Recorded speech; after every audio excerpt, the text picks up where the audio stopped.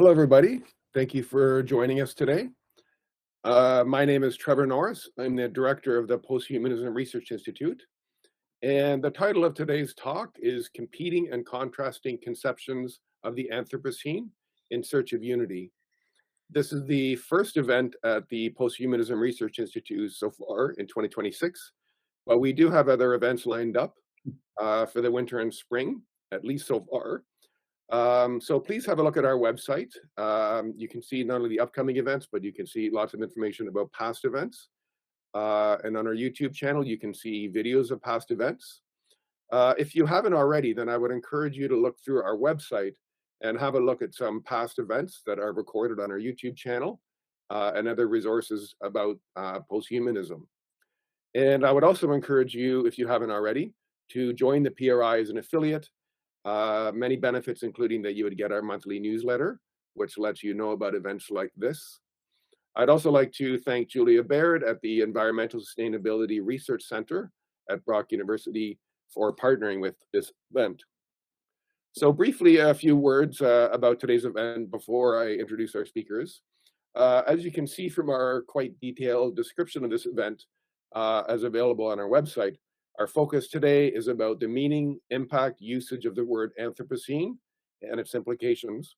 The term Anthropocene was first introduced in 2000 to denote dramatic changes since approximately World War II and many key environmental and industrial indicators. These indicators show that we are not merely interacting with our environment, but have now begun to dramatically transform and even overwhelm it. Human activity, rather than natural processes, have come to dominate, leading to a categorical change rather than just an incremental change. Just a few hours north of Brock University is Crawford Lake, which has been selected as a research site for the Anthropocene Working Group in order to date the boundary between the Holocene and the Anthropocene.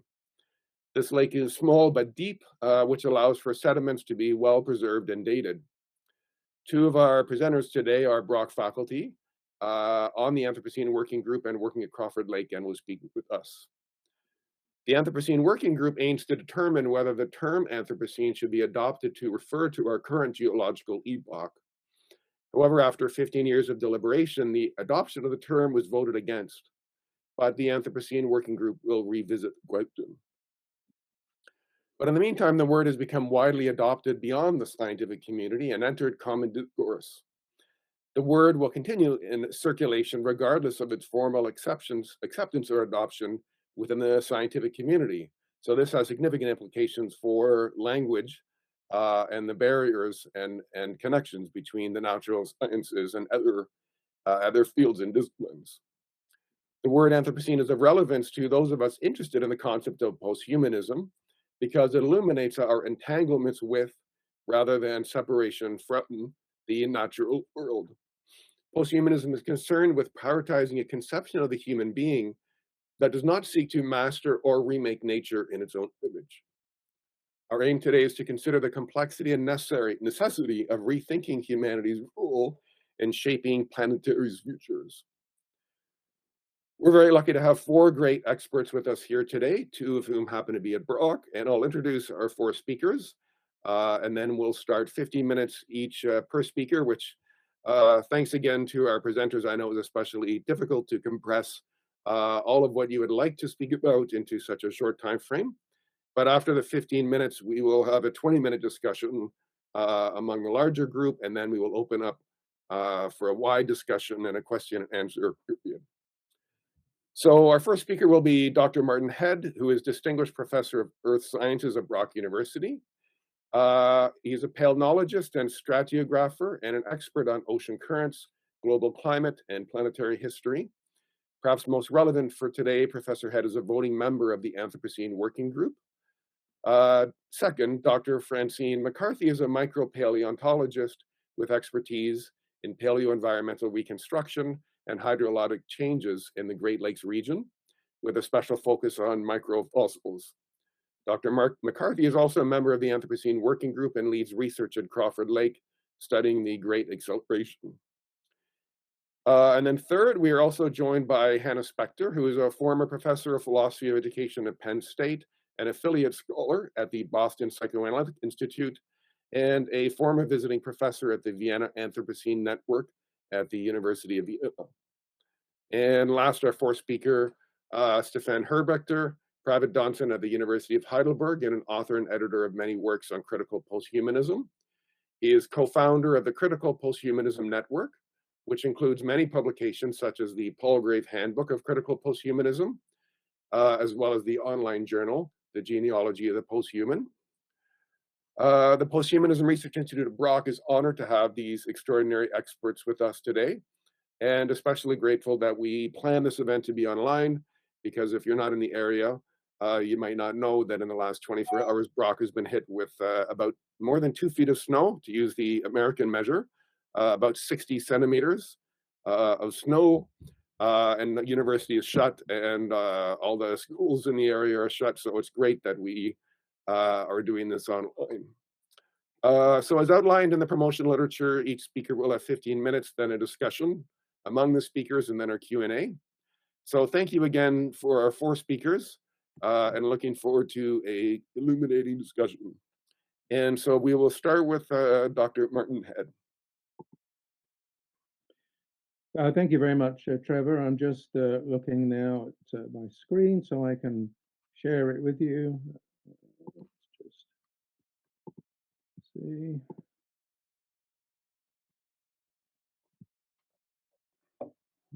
Share.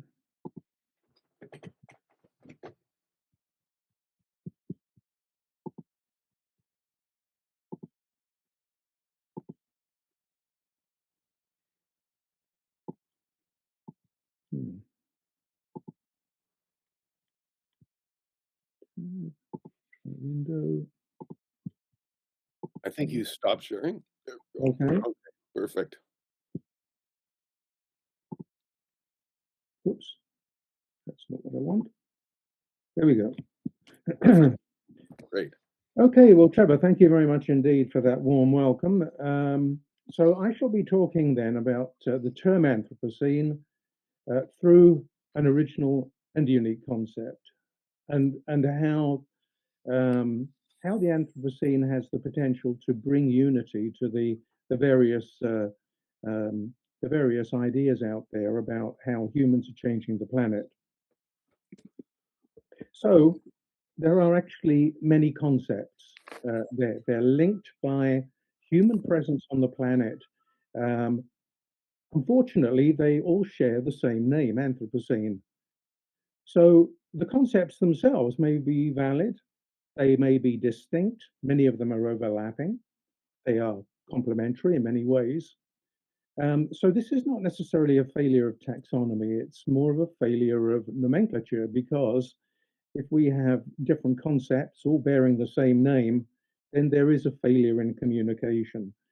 And given the challenges facing the planet, I think clear communication is especially important nowadays. So it was Paul Crutzen who coined the term Anthropocene. He was an atmospheric chemist, so he came from the Earth system community, and he intended the Anthropocene to be an explicit unit of geological time, terminating our present epoch, which is the Holocene.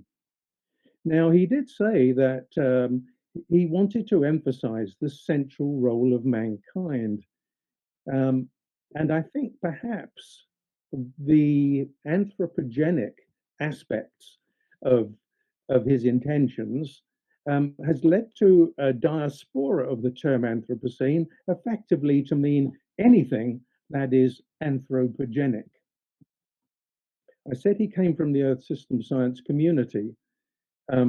Earth system science is where you look at the functioning of the planet from an integrated perspective.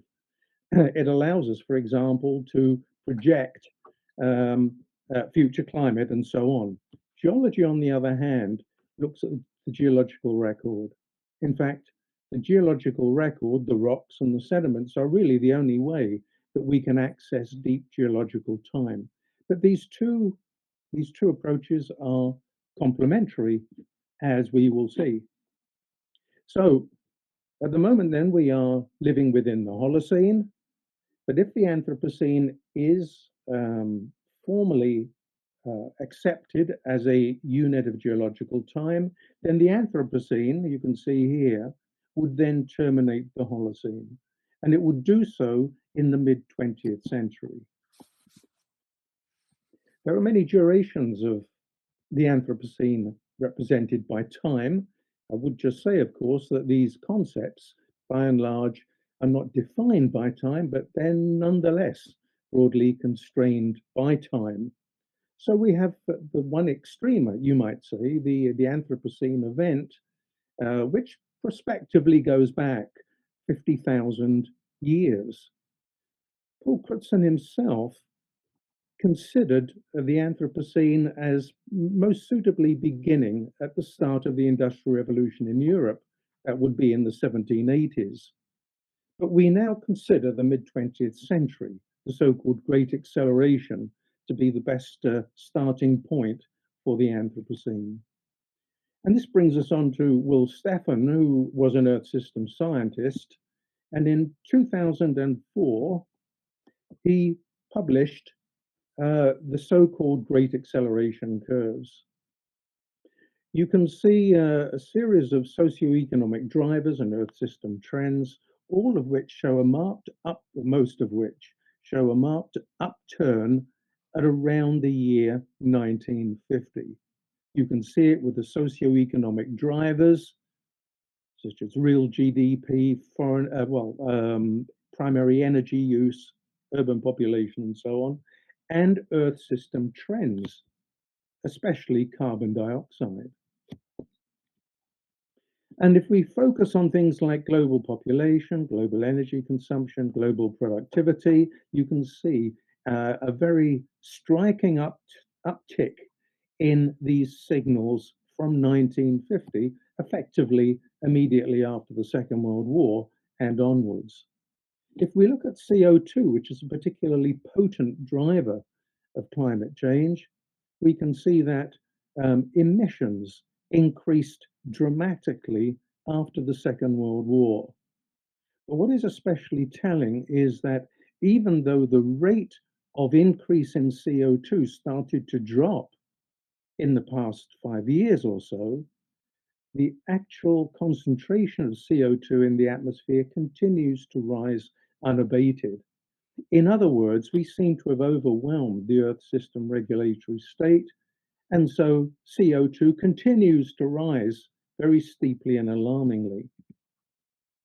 Of course, that's led to global warming, which we're all familiar with, and global warming continues to rise precipitously. And the same is true also with global sea level.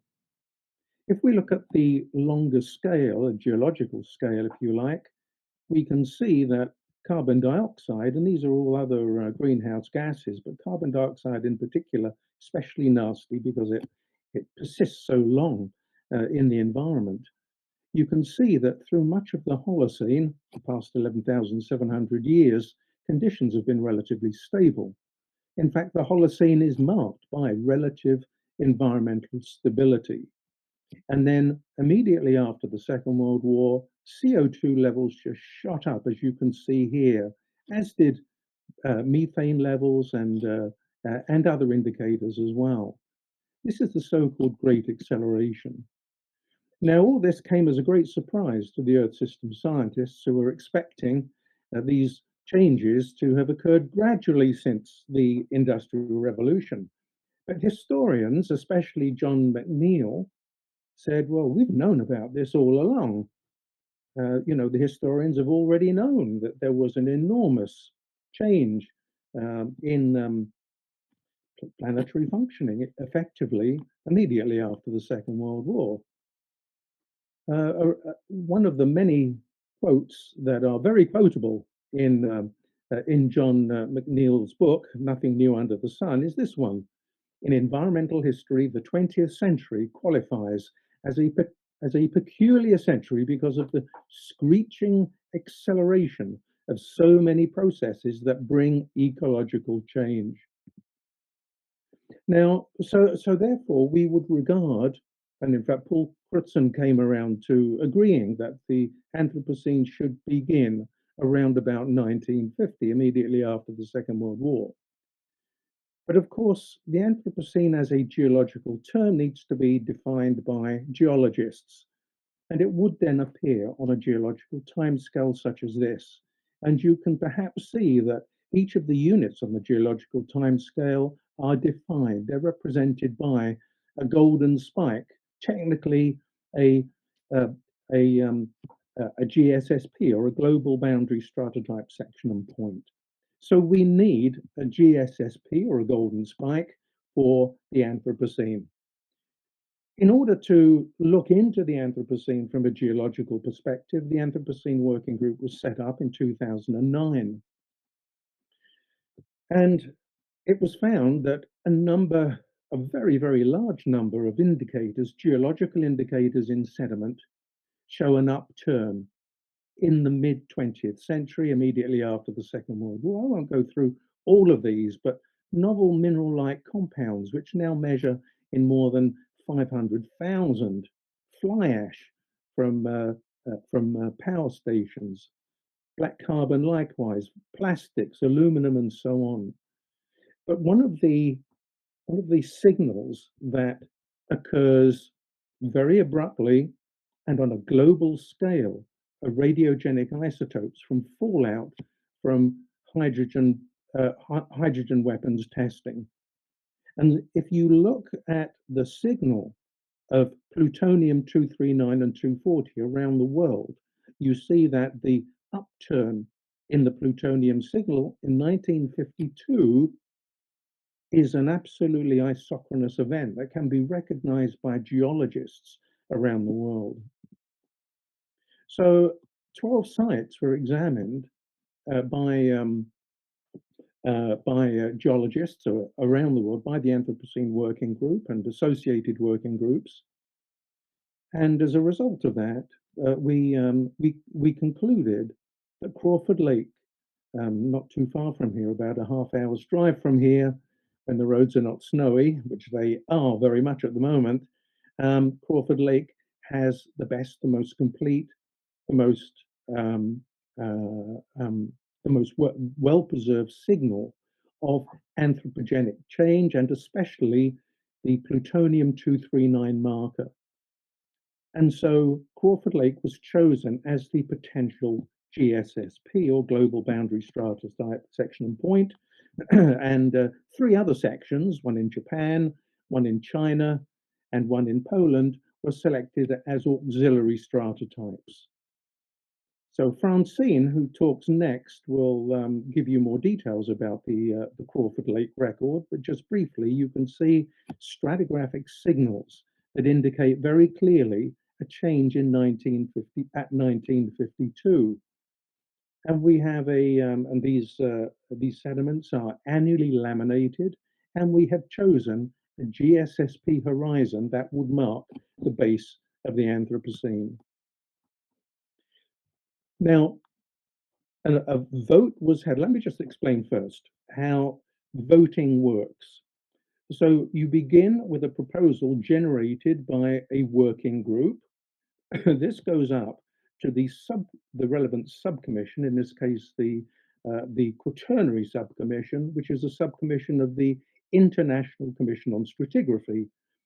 Once the ICS has approved the vote, it is then ratified by the Executive Committee of the International Union of Geological Sciences.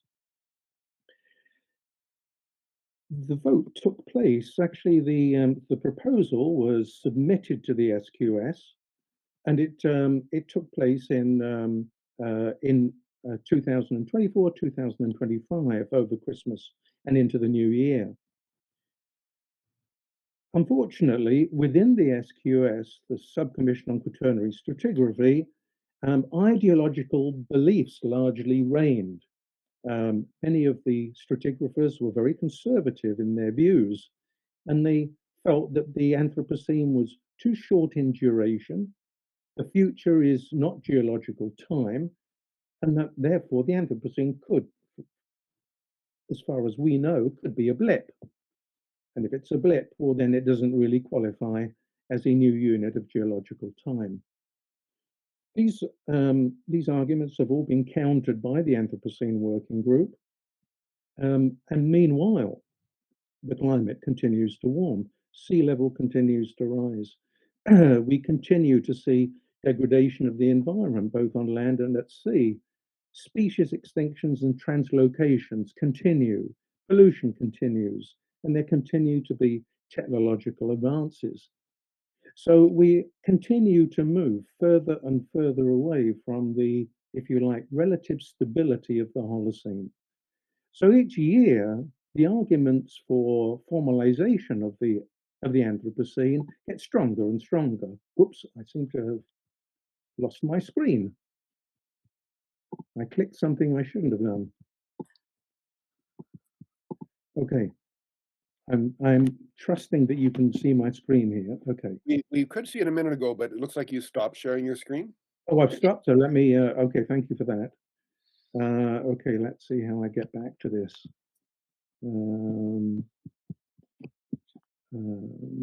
To escape.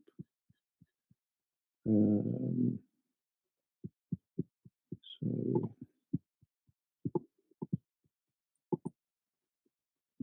all right.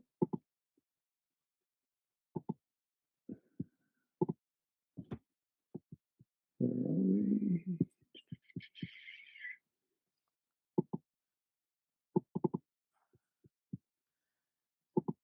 We see it.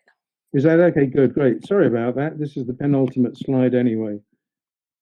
Okay, so, you know, we continue to move further and further away from the Holocene.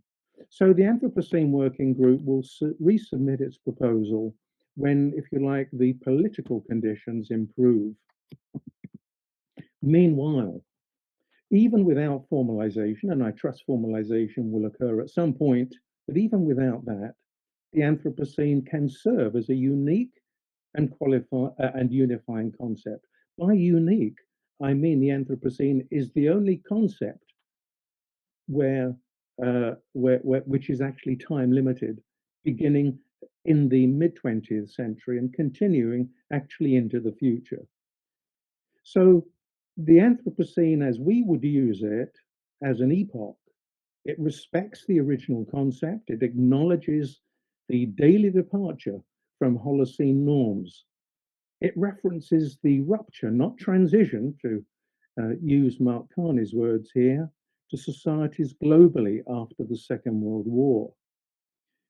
It aligns geological signals with indicators of changed planetary functioning. In other words, Earth system science and earth sciences, geology, are on the same page, exactly on the same page with respect to this changing planetary functioning. And I think, and this is a matter for interesting discussion, I think, but I would say that the social sciences, education, humanities, arts, international law, and so on, are all potentially linked by this concept of a rupture occurring after the Second World War. Thank you very much.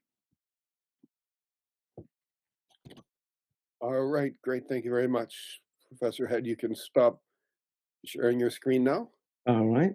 And we'll transition to our next speaker, Francine McCarthy.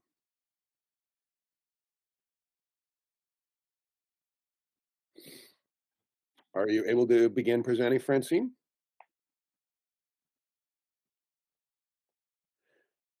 Yeah, I was just about to do that. Okay, great. And I think you'll have to turn your camera on.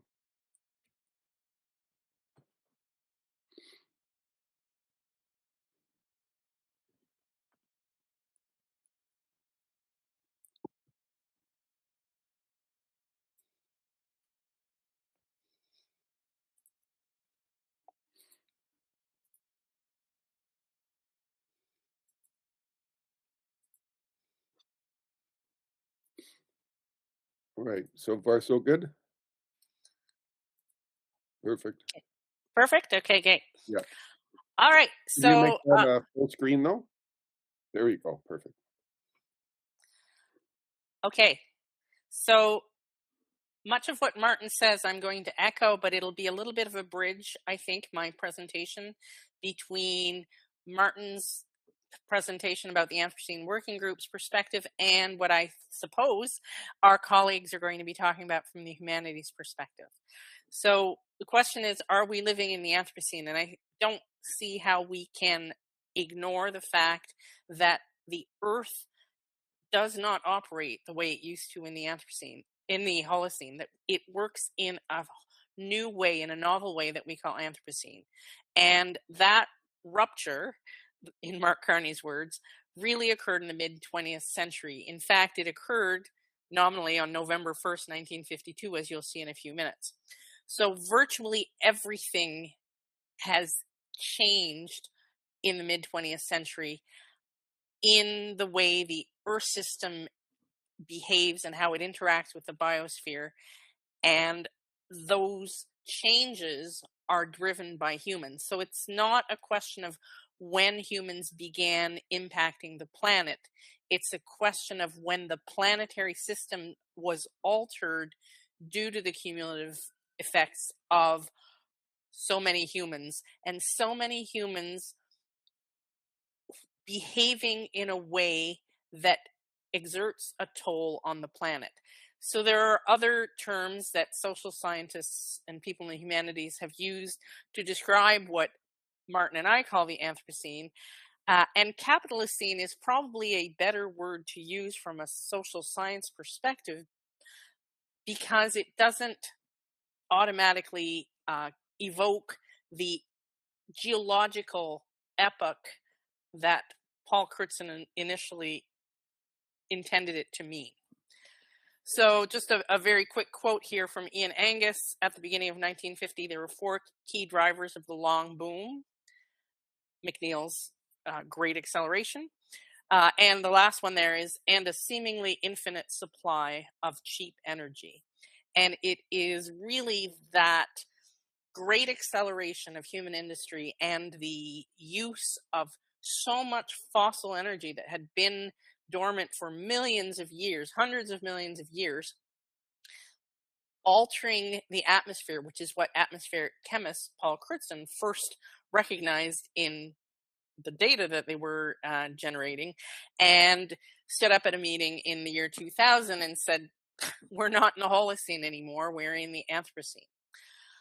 So the figure at the bottom center is one that Martin showed earlier, and it looks at the CO2 emissions by fuel or industry type. And you see that fossil fuels are the major drivers, but things like cement that a lot of people don't think of are a significant component. I think 3 or 4% of the CO2 in the atmosphere is from cement and concrete, because, well, it's an exothermic reaction.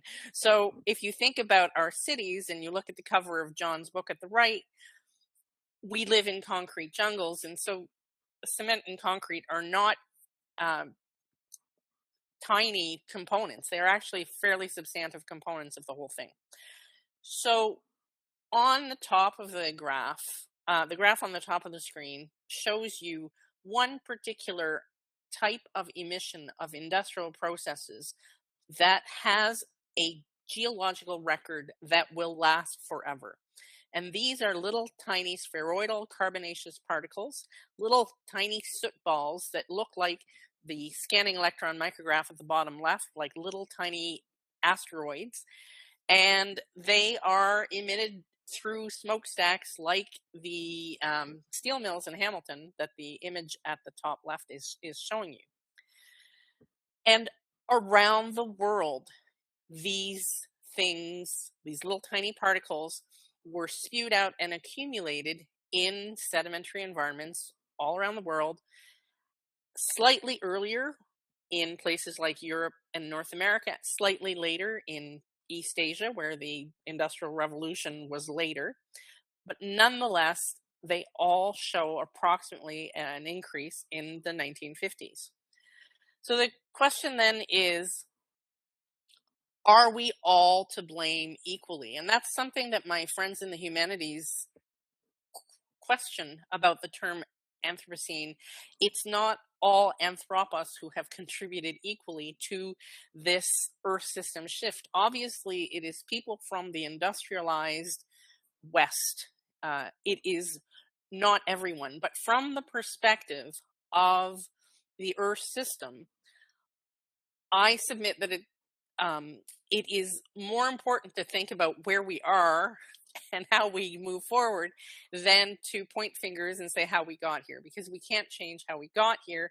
We can only try to alter what we have ahead of us.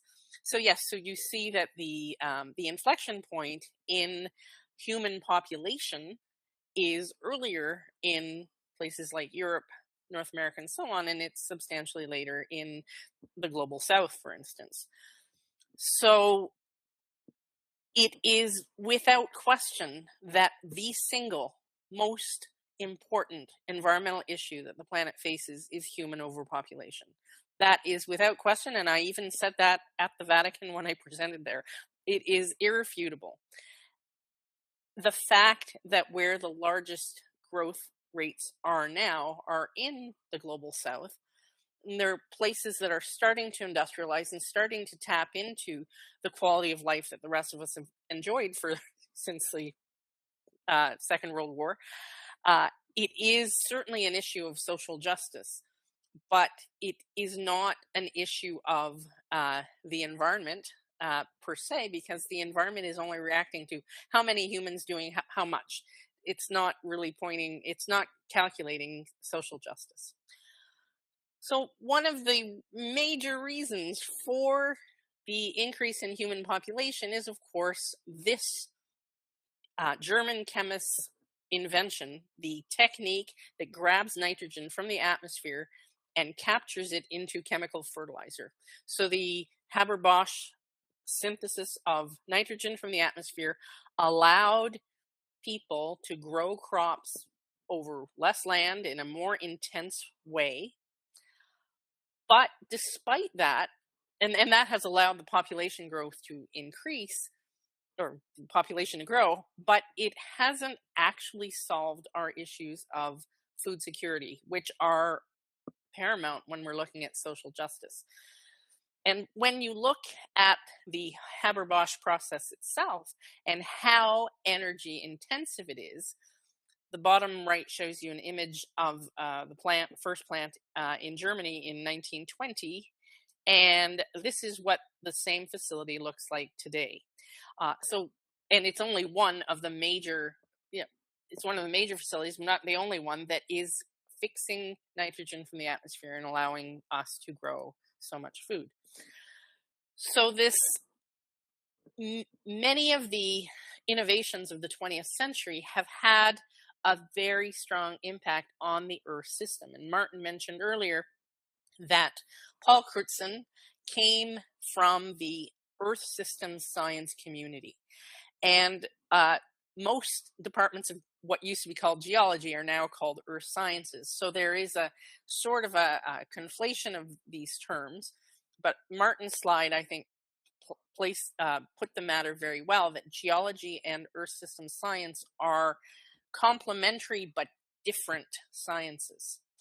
And the people like Will Stefan, about whom Martin spoke, were instrumental in getting the message out there that human impact has altered the way the Earth operates as a system, and it has brought us into not the Holocene. So this is what Paul Crutzen said in 2000 at a meeting of and I meant to point out that the International Geosphere Biosphere Program is a really crucial body that brought a lot of these things to the forefront. So when he made his statement that we're no longer in the Holocene, that we're in the Anthropocene, he specifically used it as a term that would be the current geological epoch that would replace that stable Holocene that Martin spoke of. So these are the words that just popped up that mean geology to the average Earth scientist. They're not terms that Earth system scientists who think in a more holistic way, in a more geosphere-biosphere interaction way, not the way they think. And I think that's part of the reason that the Anthropocene has had a hard sell with the, the old style stratigraphers who have control over what goes on the timescale. But I put up this time zone chart to make the point that it is important that when we use a term that we mean the same thing. So if we use the term Anthropocene and put the word epoch at the end of it, we should all mean since 1952, because time zones are important. I was at a meeting in Portugal once, and people from Sweden are, dialed in an hour late because few people know that Portugal is on Greenwich Mean Time, whereas the rest of Europe is on European time. So it's important that we all mean the same thing. It doesn't mean that you can't use the term Anthropocene in a broader sense in your practice, but if we're talking about it in the sense of a geological term, a term that signifies a change in the way the Earth system works, we should all mean the same thing. And that is one of the major issues with getting the Anthropocene on the timescale. So I'm not going to talk as much about Crawford Lake as Martin implied, because there's not enough time, but it is so deep that it preserves the signal better than any other place on the planet that the Anthropocene Working Group looked at. And the figure that just popped up at the top right is, in fact, measurements from 6 of the 12 sites that the Anthropocene Working Group looked at that looks at the appearance of those spheroidal carbonaceous particles, those little soot balls, microscopic soot balls that mark industrial processes. One of the things that you can see with the line that just went across is that it tilts a little bit to the, upward to the right. The sites from Asia are a little bit later than the sites from North America and Europe, as I pointed out earlier, because the industrial age arrived a little bit later. So this is a beautiful shot, drone image of our raft in April of 2023, when we took the core that became the proposed GSSV, or Golden Spike candidate. And there it is being born right there out of the hole in the raft. And there it is. There's the image at the right. And Martin alluded to this earlier. It is the signature that we can measure synchronously around the world that is the one that we relied on to put an exact date on the beginning of the Anthropocene. And that is fallout of radiogenic nuclides from thermonuclear testing. The first H-bomb, Ivy Mike, November 1st, 1952, emitted a much more radiogenic fallout than any of the atomic bombs before. So that is the one that is easily measured around the world. And this is the record at Crawford Lake that you see in the bottom that Martin showed you earlier. And what just zoomed in at the top is a record of what it has been kept careful track of, is how much of the plutonium has been generated in these, has been used in these H-bombs, in these thermonuclear tests. So countries have to keep really precise records of these. And it exactly is recorded, is mimicked in the sediments of Crawford Lake. And that is why Crawford Lake has the best record. It has the best record of everything, but the most important marker, the one that is synchronous around the world, it has a very faithful record of. So when we announced that we were proposing, we'd found the best record, the Anthropocene Working Group had found the best site to record the changes in the Earth system, and that was Crawford Lake. It caused a huge kerfuffle, and that's the term that the First Dog on the Moon cartoon used for the really nasty scientific arguments that went on pot shots, really personal attacks that stemmed from this. So you wouldn't think that scientific matters would evoke so much emotion, but they do. And they do in part because the stakes are so high. It's meaningful to the average human being. The answer is nobody much cares about the precise age of a boundary in the Cretaceous or in the Devonian, but they care deeply whether there is a geological basis for the Anthropocene. So Hannah Fry is a mathematician physicist in Britain who deals with data, and she has a show called Uncharted that talks about looking at the data. And she could not imagine that a group of scientists could look at our data, the data that was submitted as a proposal by the Anthropocene Working Group, and refute the argument. But as Martin pointed out, they didn't really look at the data. They went with their emotions, with their gut, and that's what they voted on. And therefore, we have to wait until more people are receptive to the idea that we have indeed entered a new geological interval. And the Washington Post actually had an op-ed that talked about, in the year of Barbie and Oppenheimer, 2023, it was, they made reference to Crawford Lake holding a signature of what basically is similar in both Barbie and Oppenheimer, is that post-war consumerism Capitalocene, if you will. So anyway, so Hannah Fry's question was, blah, blah, blah, can these scientists persuade their colleagues in the world? And of course, the answer was, well, apparently not yet, because in March 2024, the vote was announced. It was actually announced in the New York Times. That's how we literally all heard about it. And then all the other newspapers got wind of it. And we spent the better part of the next week on the phone with and on Zoom with reporters.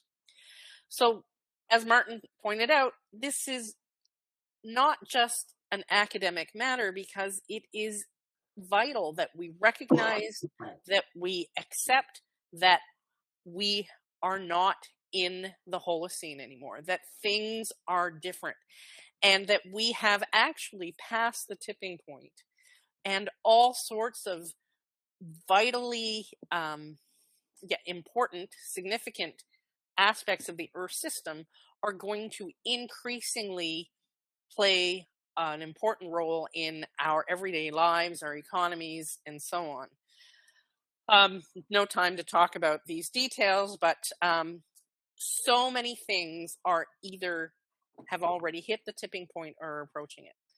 So last slides, I'm making pitches for some interesting exhibits that are focused on Crawford Lake and the Anthropocene. The Royal Ontario Museum until September has a nice exhibit running, if you get a chance to go.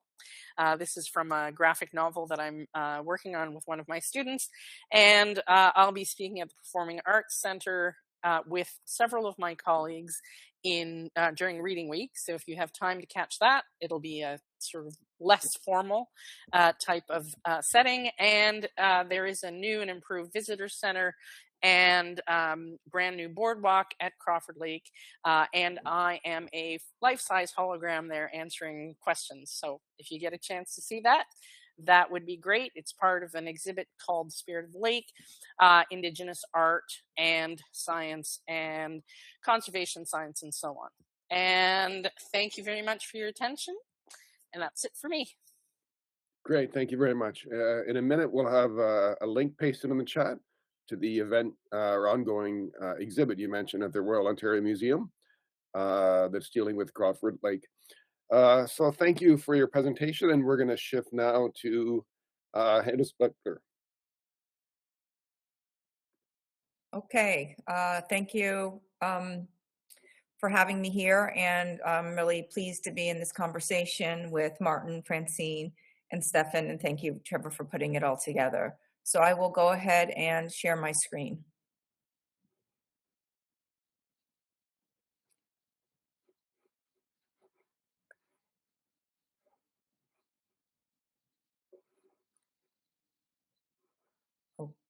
Okay, can you see? Okay,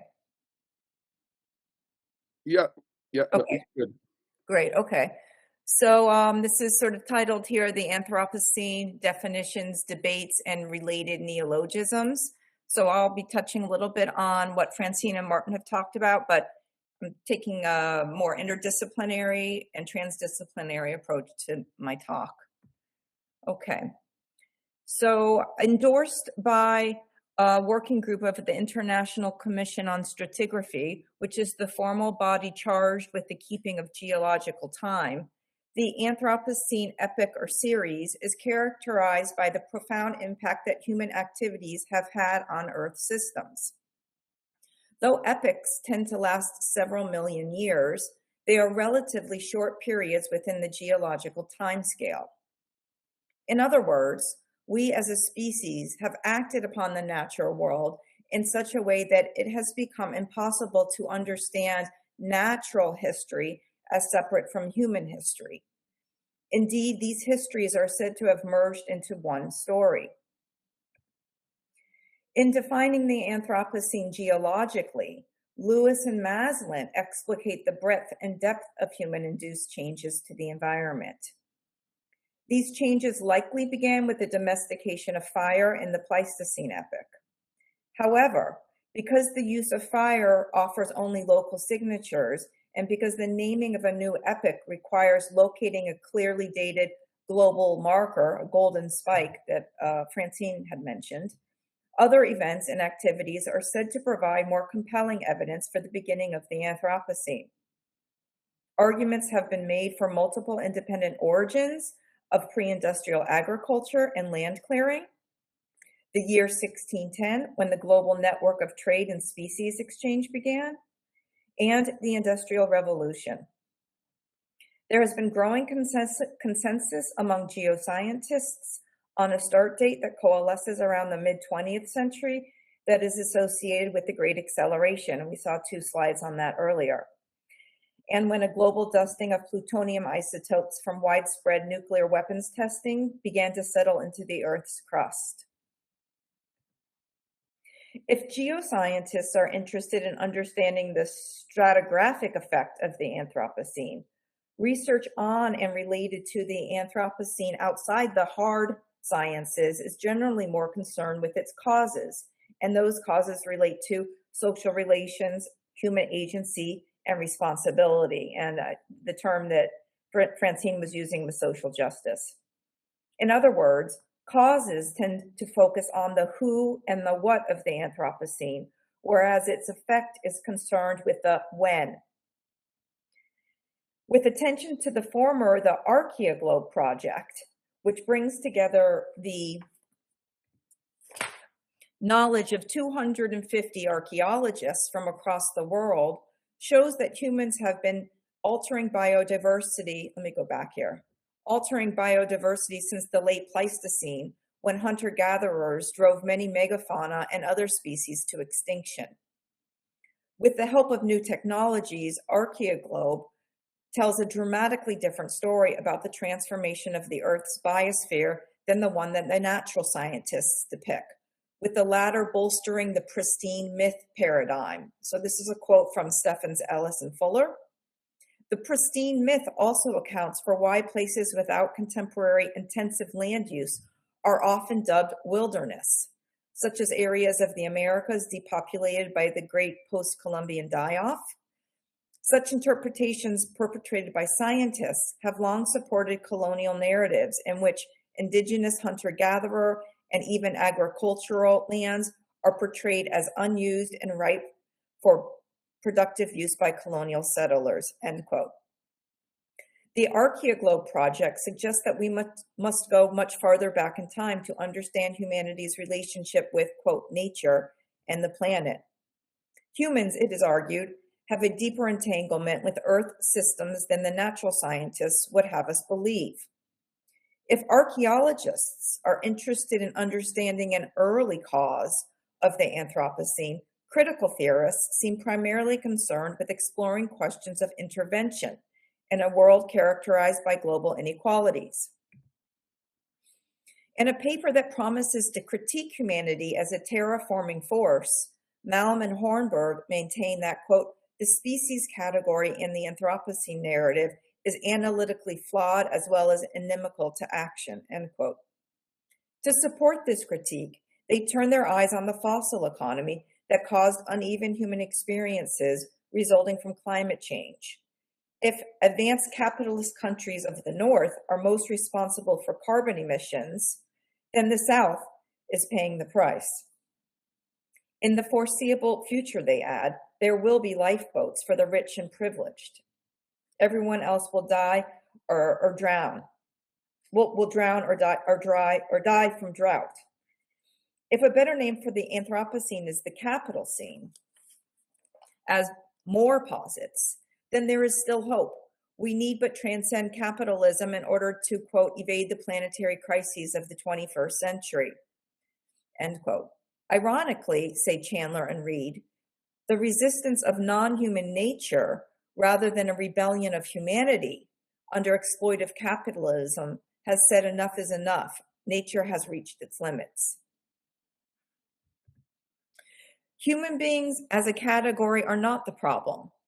The problem is colonialism, racial violence, and the history of plantations that is being called the plantation scene, a term generated collectively by a group of mostly anthropologists. The plantation scene stands for, quote, and this is a quote from Donna Haraway, the devastating transformation of diverse kinds of human-tended farms, pastures, and forests into extractive and enclosed plantations, relying on slave labor and other forms of exploited, alienated, and usually spatially transported labor, end quote. Given that plantation labor predates capitalism, the plantation scene is said to better capture the, quote, inflection point for the Anthropocene, says Haraway. It should be pointed out, however, that neither those who argue that a capital scene and or plantation scene over the Anthropocene to better capture the essence of the crisis are concerned with locating a golden spike, which is the work of stratigraphy. In a sweeping history of human biology, biologist Nicholas Money describes human beings as a self-destructive animal in which, quote, the climatic apocalypse was stamped into our genes the moment we disgorged from the Rift Valley, end quote. Despite humanity's unremarkable origins, which have more in common with sponges and mushrooms than they do with plants, our evolution has resulted in a misfortunate amount of brain power that has allowed us to feed and breed in increasing numbers, says Money. The meat that we eat is not sustainable for the world's growing population. 6 billion people in 1991, 8 billion in 2022, a remarkable achievement in human flourishing, says Phillips, ironically. Our species is projected to reach nearly 10 billion by 2050.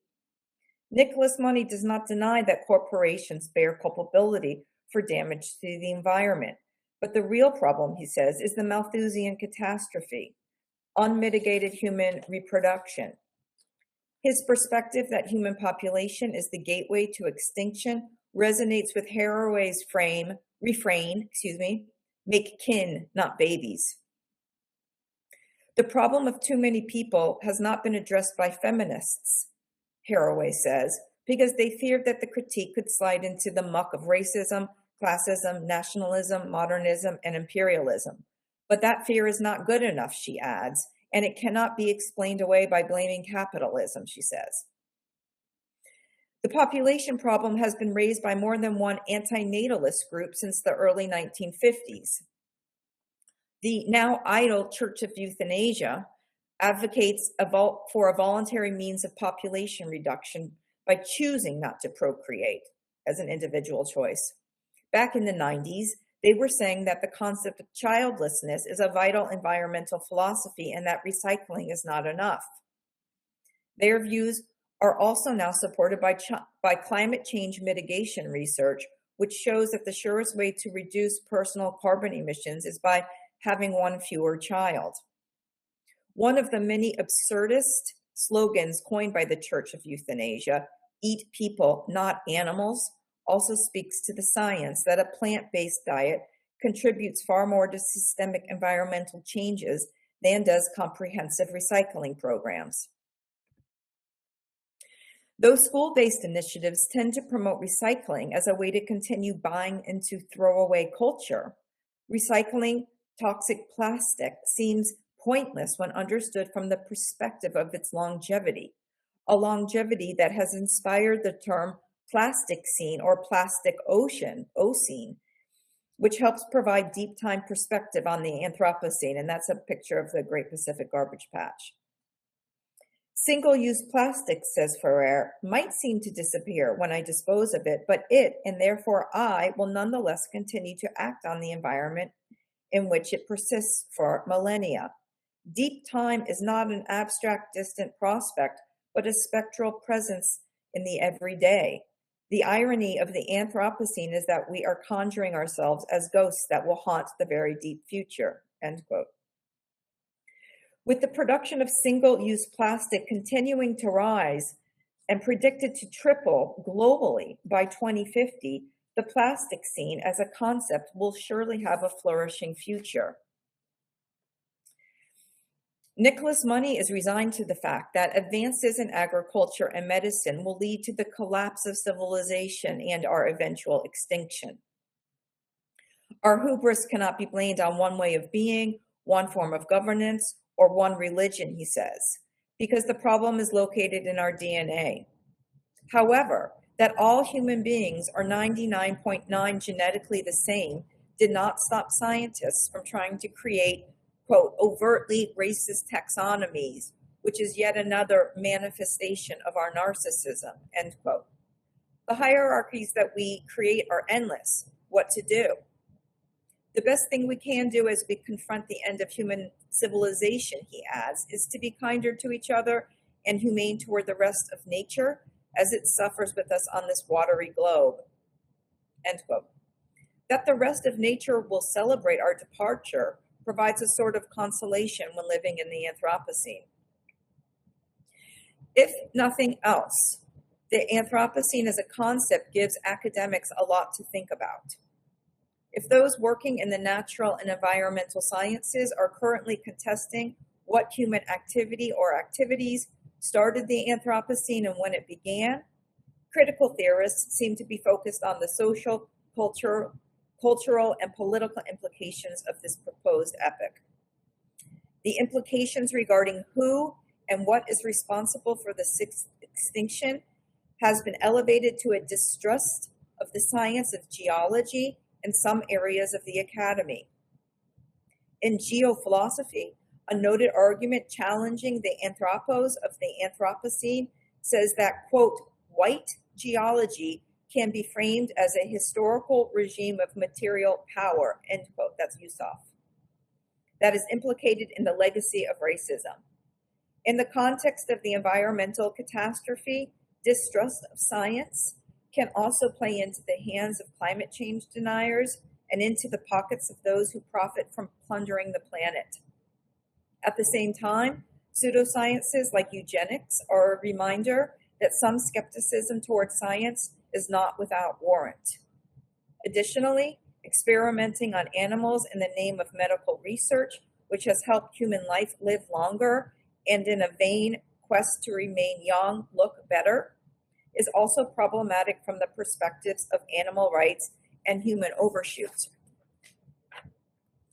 On the last page here. As scientific debates on the Anthropocene unfold and as criticisms of the Anthropocene as a concept give birth to ever more neologisms, the Anthropocene is unfolding and time marches on. Critical discourse on the Anthropocene has been compared to the warring houses of Westeros in the television series Game of Thrones by the anthropologists Chandler and Reed. While the most powerful houses vie for control of the Iron Throne, their battles between each other begin to look increasingly inconsequential as the army of the dead, led by the White Walkers, comes for everyone who lives. Outside the academy, on the onset of the Anthropocene, other interests occupy the living. Peter Bruegel, the Elder's painting Triumph of the Dead from 1592, may resonate with a situation that we are up against in a more general sense. At the backdrop of the painting, many scenes are unfolding in a scorched earth landscape. Moving into the foreground, an army of skeletons descend upon the living. In the bottom right-hand corner, a backgammon set and playing cards are in disarray. Close by, a pair of lovers sit together. He plays the lute, looking up amorously into her eyes. She gazes down upon him while holding open a leaflet of music. Their heads are turned away from the coming army, oblivious to the doom that awaits them. Last slide. In a poem that engages with another of Bruegel's paintings titled Icarus, W.H. Auden claims that the old masters always understood the human position when it comes to suffering. And this is from his poem, The Musée des Beaux-Arts. Everything turns away quite leisurely from the disaster. And you can see Icarus there in the bottom right-hand corner, and everybody's just doing their own thing. So to conclude, social scientific debates surrounding the Anthropocene as a term are helpful in the sense that they are generating conversation on a planetary existential crisis. Additionally, the humanities provides another way to interpret works of art in light of the ecological crisis, as illustrated, for example, in these last two slides. Whether or not such conversations will lead to the kind of action that is needed to lessen the extinction of millions of species due to human activities is a question for another time. So thank you, and I will stop sharing my screen. Great. Okay, thank you very much. We're going to go to our last speaker now, Stefan Herbrechter at the University of Heidelberg.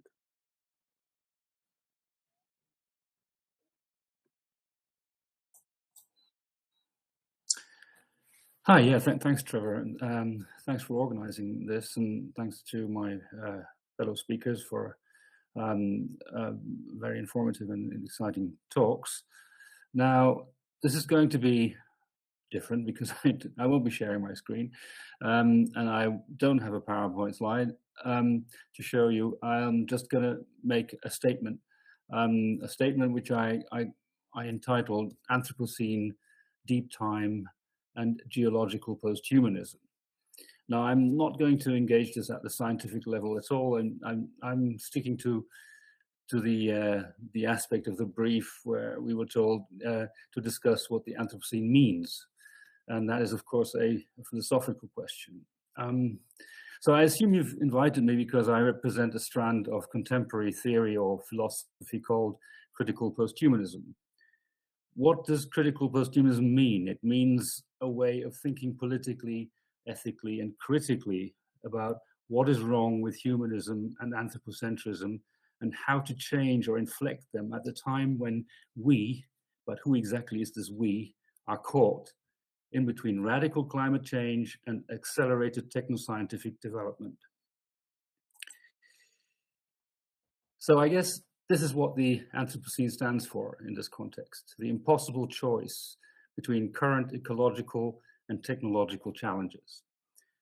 I should add that while posthumanism is often confused with transhumanism and perceived as a more or less science fictional discourse focused on the imagination of posthuman futures that involve some form of technological enhancement, artificial intelligence, or space travel, and so on, critical posthumanism is engaging precisely critically with the desire to transcend the so-called human condition that underpins both traditional humanist and transhumanist fantasies of disembodiment, dematerialization, and of overcoming our animal bodies or our so-called nature.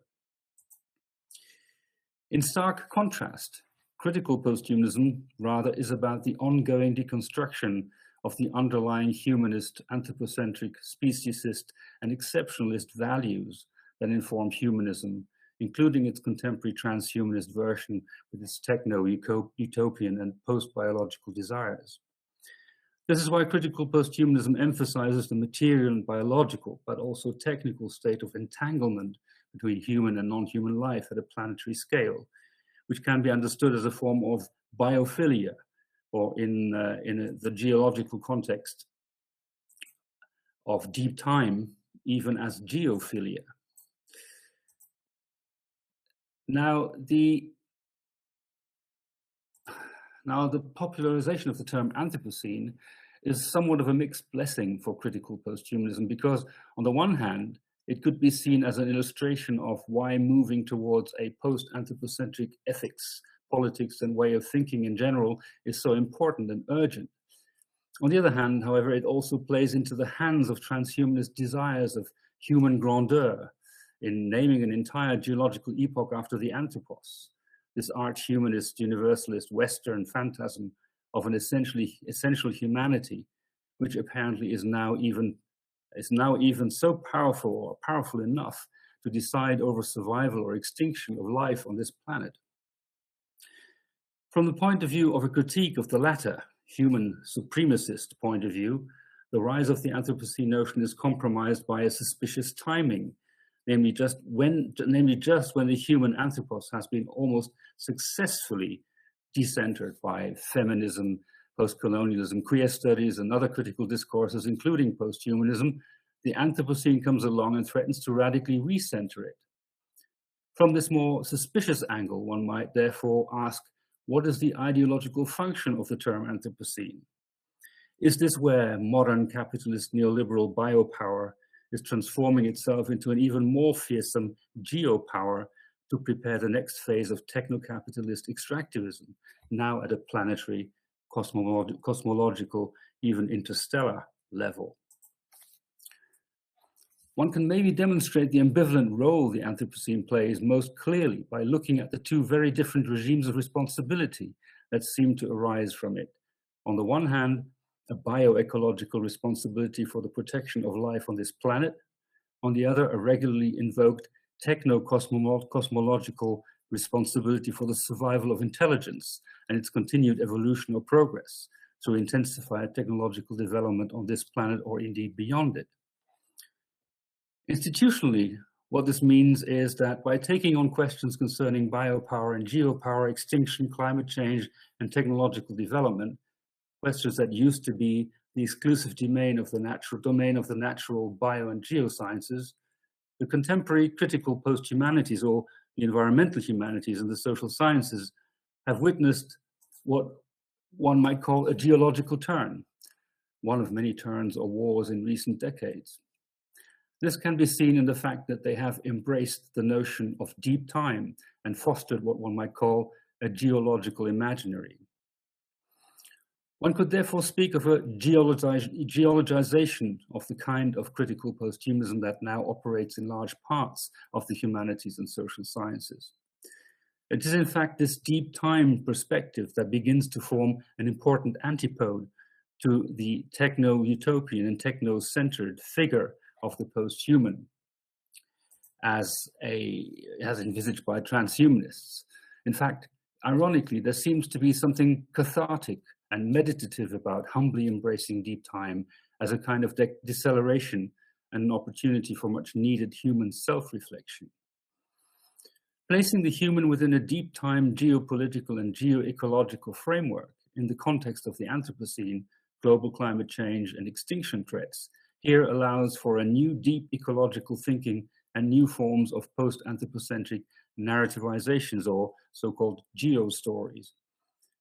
These deep time narrativizations are able, mainly through speculation, to provide alternative and differential accounts of both deep pasts and deep futures, and to diversify scenarios of ancestrality and extinction.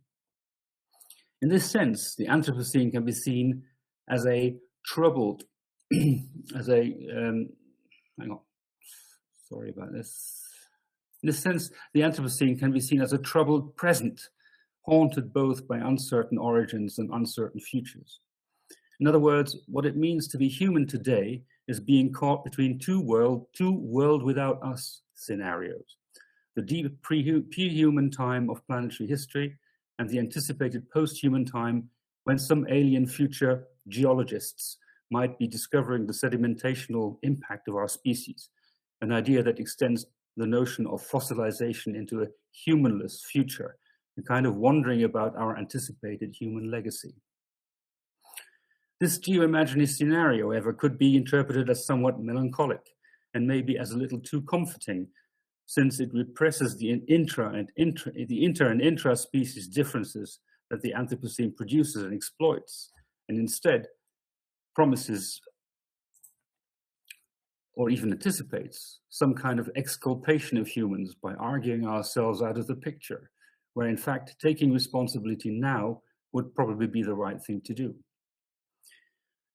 The peculiar future orientation of the Anthropocene and its cultural geologization effect could be described, in Maria Greg's words, as the future retrovision of our times, a vision of the present that is haunted by the future memory of itself as past. It is this ghosting of the human, as I would call it, that needs to be unmasked as ideological and resisted.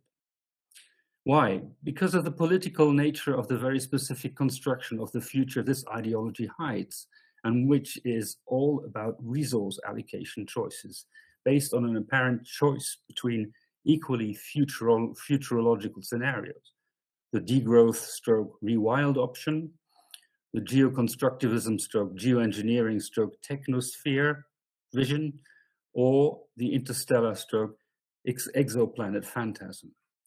More concretely, the political challenge the idea of the Anthropocene poses lies in reconciling universalist and particularist claims as to what kind of responsibility humans at an individual or singular level and humanity at a collective or species level have, and how to act on this. Critical posthumanism proposes that we individually and collectively start by accepting the social, biological, ecological, and geological reality of entanglement, which should be the starting point for working towards a multi-species planetary justice, a form of geocosmopolitanism, producing what Timothy Morton has called humankind, based on solidarity with non-humans.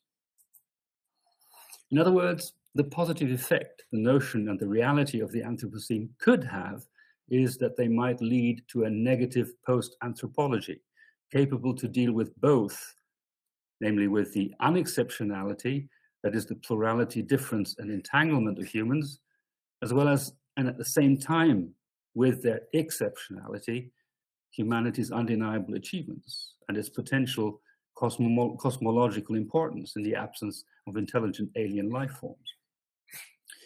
This fundamental ambiguity and uncertainty also explains the lack of agreement on whether our aim has to be to learn to die, to thrive in, or to leave the Anthropocene behind as quickly as possible, because it already raises another specter, namely that of the post-Anthropocene, and whether we might, in fact, have already entered it, or else what we might have to do to reach it.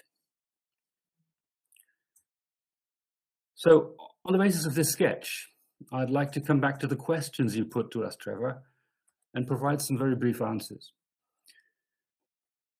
First question was, who owns the term Anthropocene? What does it refer to? What is gained or lost by its wide usage and adoption beyond the natural sciences? What exactly is controversial about it?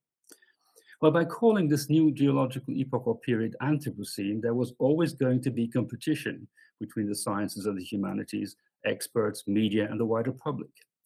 Its controversy lies in its political nature, namely what to do with differences between humans and non-humans, and with differences within or between humans, and whether it signifies an abdication or an embracing of human responsibility. Second question, should the meaning of the Anthropocene be restricted to overwhelming human impact, the adoption of agriculture, the Industrial Revolution? Dating is complicated. The meaning of the Anthropocene, like that of any other linguistic concept, cannot be restricted or policed, for example, by precisely dating it, because it puts into question the entirety of human history, prehistory and post-history. It also raises the question of hominization, its origins, futures, and the role of technology in human development or evolution. Third question, what does it mean to be human if the human being is something that brings about these processes, and yet seems less able to contain what it creates or brings into the world? Are any of these trends reversible? Well, the Anthropocene reopens the question of philosophical anthropology. What is the human? It opens the door to both a new humility and a new hubris. The techno-hubris of the sorcerer's apprentice, who finally, it seems, is about to become master, i.e. a new Prometheanism, and the echo-humility of embracing the new post-anthropocentric human condition of entanglement. Question 4. To what extent did humanism help to bring about this time period? Well, if we understand humanism solely as anthropocentrism, the idea of human perfectibility and exceptionalism, then humanism, especially in its contemporary,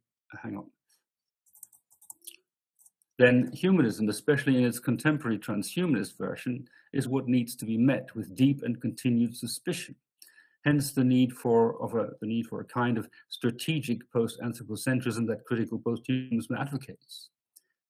Number 5, does the Anthropocene also herald or even necessitate the arrival of a new transhuman that is better able to live within such an artificial world and contend with its increasingly inhospitable features?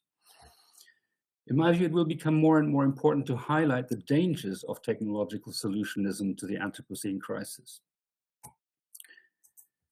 The combined risks of geoengineering, eco-modernism, or the idea of an autonomous technosphere. Given the hegemony of the scientific neoliberal globalized capitalist system that is now transforming itself into a system based on a power alliance between US military, geopolitics, social media platforms, AI, big tech, and big data, with the aim of dominating the next phase of extractivism, namely data extractivism and the extractivism of rare earths. All this in the service of the next space race and the enormous resources this will need to support in what some, in fact, have called the Trumpocene, with its return to openly aggressive geopolitics at the expense of all humans and non-humans and their only habitat. 6, if there is merit in restricting the Anthropocene to its geological meaning, what other terms might be used for the broader human presence on our planet? Well, the proliferation of the suffix "scene" shows that we are already beyond the restrictive use phase of the Anthropocene. It shows the impossibility of a consensus about what the current situation actually means and what kind of action is therefore required. It is a reflection of the radically political and conflictual situation and the extreme danger that humans, non-humans, and their environments now find themselves in. Thank you. Great. Okay. Thank you very much. And I appreciate the direct engagement with those questions too. So now we're going to shift to a discussion among the panelists, which is quite open. You've all heard each other, obviously. And before we go to a larger open discussion with our audience, what kind of connections or differences do you note between your presentations, and what kind of conversations would you like to have within the work you've already presented? And I'll leave that open to anyone that wants to go first, but I see Martin, your hand is up. Yes, a very interesting questions have been raised here. I suppose something that is perhaps worth mentioning about the Anthropocene is that although the term Anthropocene references humans, the Anthropocene is not really directly about humans. It's really about the planet. And it's the way the planet has responded to overwhelming human impacts. So this is a kind of a planet-centric concept, really, rather than a human concept. But I suppose I would ask, well, if one is going to adopt the term Anthropocene to mean anything that is effectively anthropogenic, then two things, I suppose. One, what do you call the original Anthropocene? Do you give it a different name that is somehow more appropriate etymologically? Or do you say that, well, it's not really important as a concept? The trouble is, if it's not important as a concept, then I think this downplay the enormous influence of humans since the Second World War, which is, of course, a continuing phenomenon. Yeah, response? Yeah, Stefan? Yeah, thanks, Martin. And then, of course, what I said was in no way meant as a critique of the science behind all the geological approach or the stratigraphic approach of trying to establish, right, with scientific certainty when something started and when something ends and what the implications maybe of that are.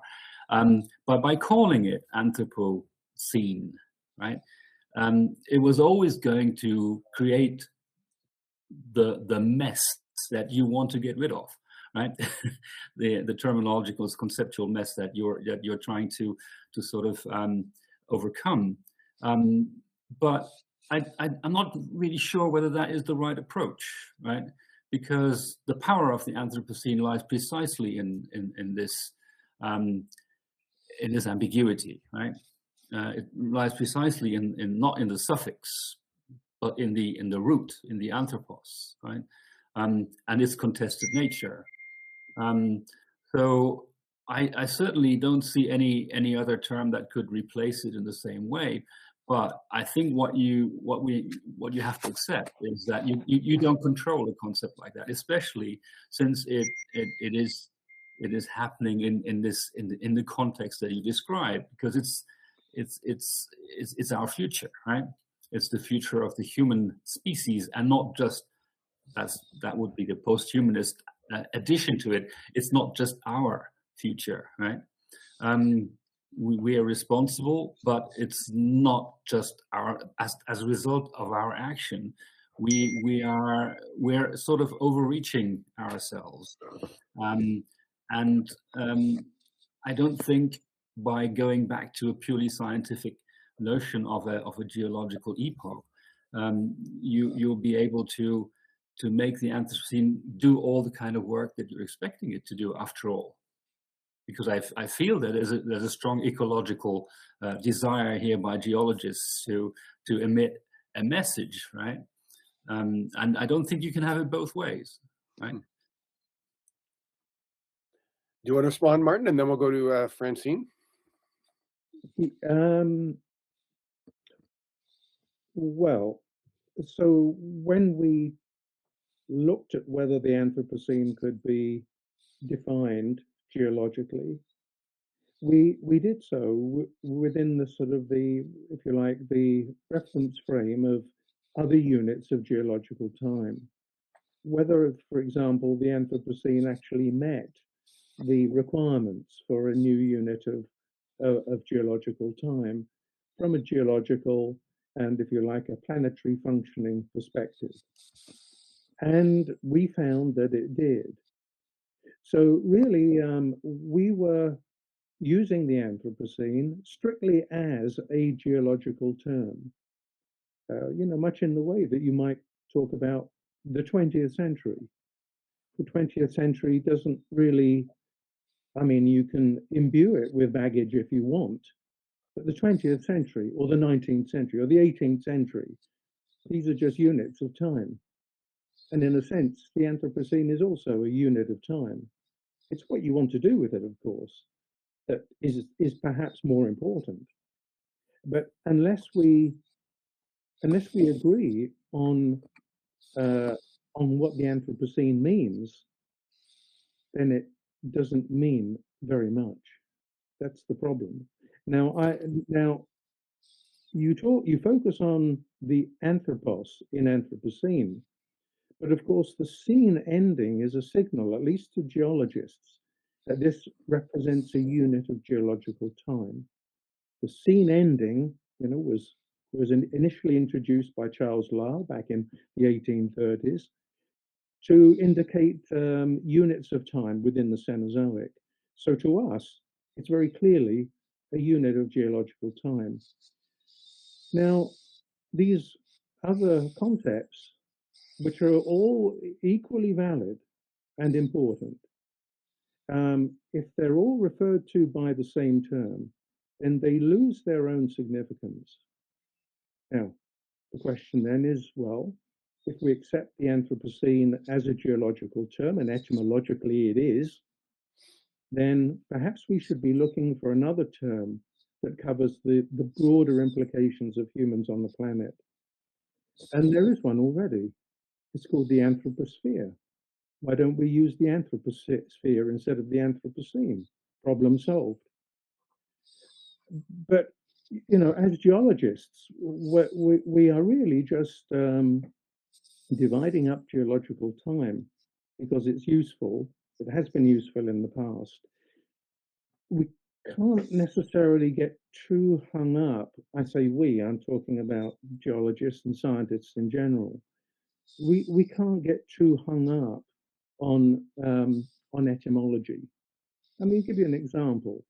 The Carboniferous is a unit of geological time, the name coming from carbon bearing, because the original deposits, rocks, that were included in the Carboniferous were indeed coal bearing. Of course, the Carboniferous has now come to mean any kind of rocks that were laid down during a specific time interval, whether they contain coal or not. And we understand that because that's how scientific terminology works. So it comes down in the end, as I said at the very beginning of my talk, this comes down not to a question of taxonomy, it's a question of nomenclature, in my view. Okay, thanks, Martin. Let's pause there and go to Francine. Yes, so I was going to speak to that as well. And in my opinion, had the geologists not ignored the 2000, statement, assertion that we are no longer in the Holocene, that we enter into a new geological epoch, the Anthropocene, had they not just systematically ignored it for 8 years, we probably wouldn't be having this discussion, because social scientists, activists, people in the humanities would have probably come up with a different term to mean what historians like John McNeill were talking about, the great acceleration, humans, the impact on the planet, and so on, that would not mean what Paul Crutzen said. He raised the idea that it should be a geological epoch. That's what the Anthropocene was intended to mean. That it has come to mean so many different things probably is due to that 8-year hiatus when 8 years until they started to think about it, and then 15 more years until we had a proposal together, and so on. So the geologists work in geologic time, literally, whereas people in the humanities, artists, all sorts of people latched onto this term that really resonated with lots of different and very important things that had little or nothing to do with what Paul Crutzen first said in the year 2000, which is that we were no longer in the Holocene, we're in the Anthropocene. And in order to have a hope of having a habitable planet for humans who aren't ultra rich and able to terraform their little corner of the planet, we need to have that front and center, that we are no longer in the same geological interval that we used to be, that we have our planet is different. And if we don't buy that, then we have no hope. Whether or not all of these other things from a social justice perspective are addressed by a different term, the term Anthropocene should mean what it was defined to mean initially. That's my suggestion. All right, well, thanks everyone, folks. We do have some questions coming up in the chat. So why don't we switch to opening the discussion up? And I can read out the first question. starting with thanks to all speakers.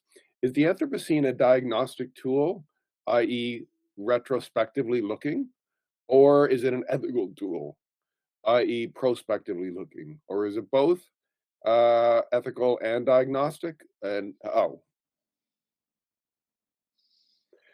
so that's open to any participant or presenter. You want to go ahead, Hannah? Well, yeah, I just want to give some general thoughts on this conversation that relate to that question.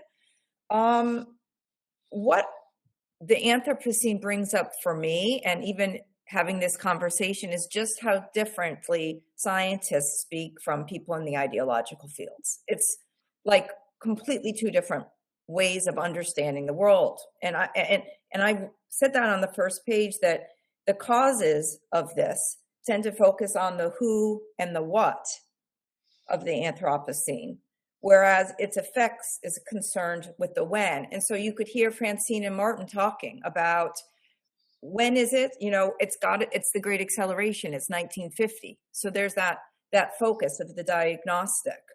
But the ideological fields are very much oriented toward issues of power, right? So there's a lot of power conversation going on in these fields. And so that's why you have that proliferation of neologisms, right? If it's plastic, we just have to get rid of the plastic.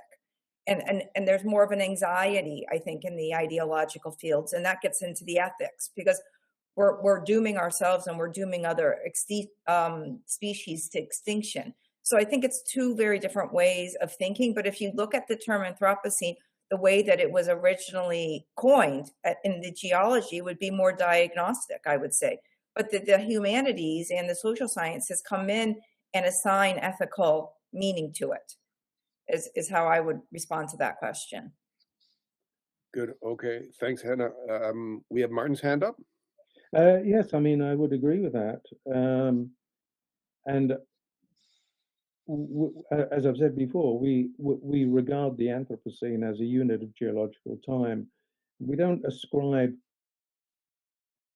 causes, but well, as the Great Acceleration, but we don't ascribe sort of ethical Blame. values really to this. Yeah. This we leave to other people, and we don't deny that they exist, but it's not our job, if you like, to explain, the ethical dynamics of the Anthropocene, because there are other people who are much better qualified to do this than us.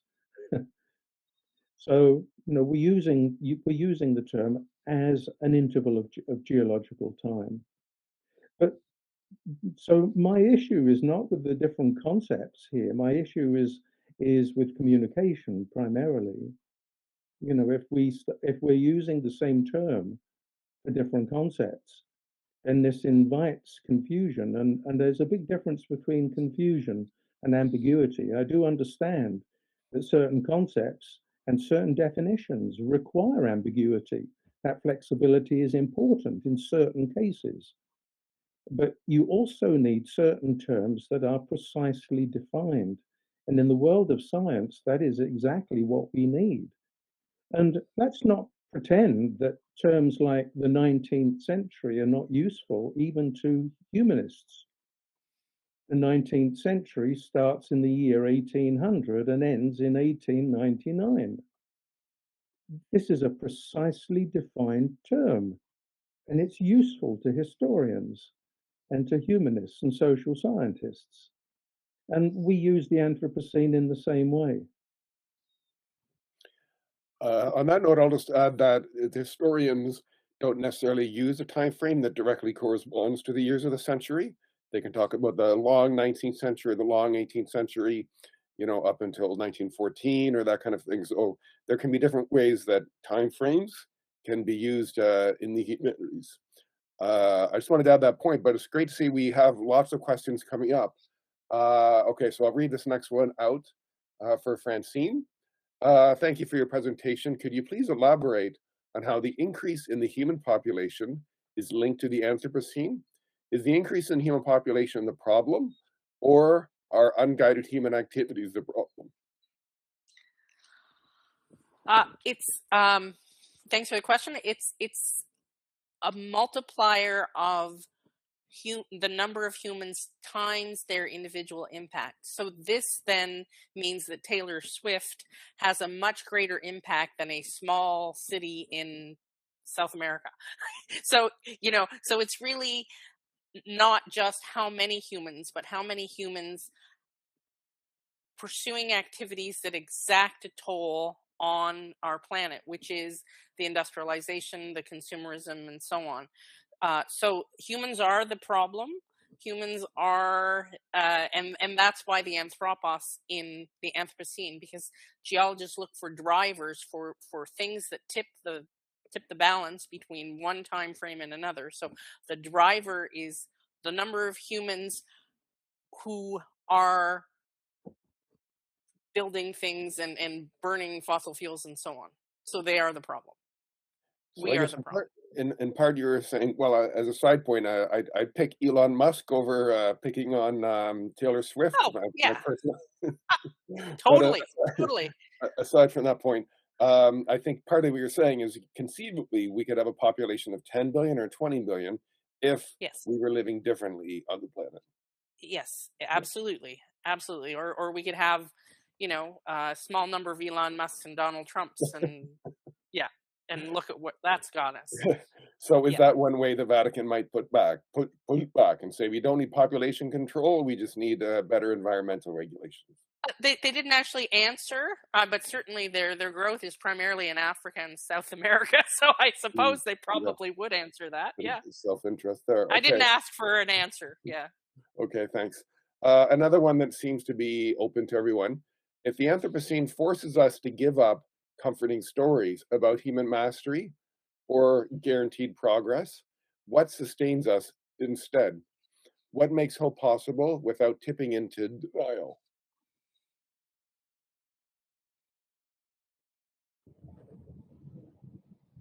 So that one seems open to anybody. Yeah, I'll take that one. Oh, go ahead. Stefan had his hand up first. Yeah, go ahead, Stefan. Okay, thanks, Francine. I'll try and be brief. Can I combine this with previous questions? I didn't get a chance to answer to. Now, by choosing Anthropos as a name, right? That's what I was trying to explain. Is you're not using a neutral term, right? You're using a term with a long history. It's not just to do with etymology, right?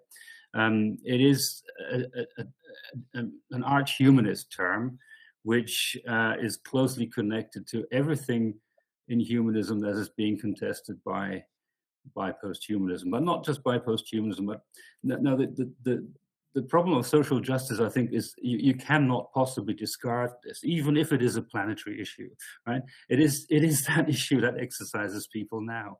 And the injustice that is written into this concept of anthropos, right, as an arch-colonialist, as an arch-universalist, as an arch-repressive concept, will come out, right? It's like a specter you cannot repress, and that's exactly what happened. And it would be wrong to deny it, and also any kind of scientific detachment won't help here, right? Because you don't control language, right? Communication doesn't function the way that you seem to imagine it functions, right? It goes in all directions, is not controllable, and it comes with a history, right? And it comes with politics and so on. So that's why I think we need to engage with this, right? Rather than trying to police it and control it and so on. It is a wonderful way of articulating, for example, the issues of social injustice that Western colonialism has caused and continues to cause, by the way, because not everybody is being affected in the same way by anthropogenic climate change, right?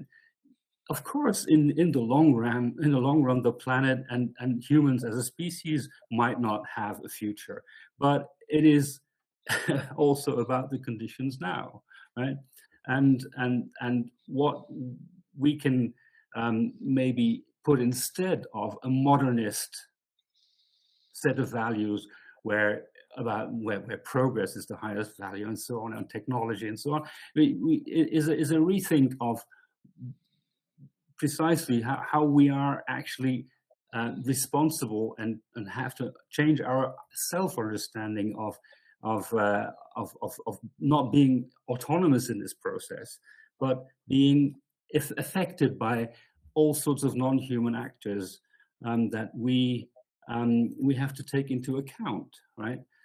So I don't think you can possibly extract the Anthropocene from its ethical and political and ideological context, and you can see it in the way that the suffix "scene" has proliferated, right? Just the fact that the scene has become so active, right, means that geology has entered a larger cultural imaginary, and it's like a genie out of a bottle. You can't put it back. You need to deal with it. Yeah, can I just piggyback on that for 1 second, just 1 second, just to say I agree with that last part, that I never found geology at all interesting until the Anthropocene. You're not alone. Yeah. Suddenly, it's the most interesting, field I've ever heard of. So, I think that's a good point, Stefan. I think you can control language. I think you can control terminology. This is why we have dictionaries. I'll give you an example, but this is an example from the scientific world. We used to talk about an early, middle, and a late Holocene, but these terms were never defined properly, and so these were terms that were being used rather indiscriminately within the scientific, the geological scientific world. And then when we did finally define these terms, then actually they became more useful because they were defined. And it meant that if you submitted a manuscript to a scientific or a social sciences journal, and you weren't using a scientific term in the right way, it would be sent back. It would be regulated by the editor, who would say, "You're using the term in the wrong way. These were technical terms." Now, I do acknowledge that the Anthropocene at the moment, because it has not been formally defined, is going to be used in different ways by different people. I'm not saying that's a good thing, but I accept it is the way it is. I think this is one of the reasons why it's so important that the Anthropocene is in fact formally defined. When that happens, and I predict it will within the next 5 or 10 years, then I think there'll be an enormous inertia within the scientific community to coalesce around the Anthropocene as a defined term. And then at least within the sciences and social sciences, we will all be on the same page with the term Anthropocene. And again, this is not intended in any way to try to downplay all the great concepts that presently are referenced by the term Anthropocene. But I think those terms, those concepts rather, I think have a greater voice if they have their own specific term relating to them. And at the end of the day, this is all about communication. And if and I suppose you could say, well, all right, the Anthropocene is already out of the bottle, fine.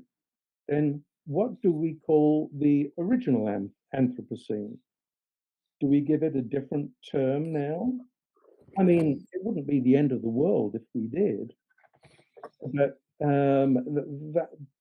I don't see anything good coming out of all these different concepts, all bearing the same name. It's going to spell confusion any way you look at it.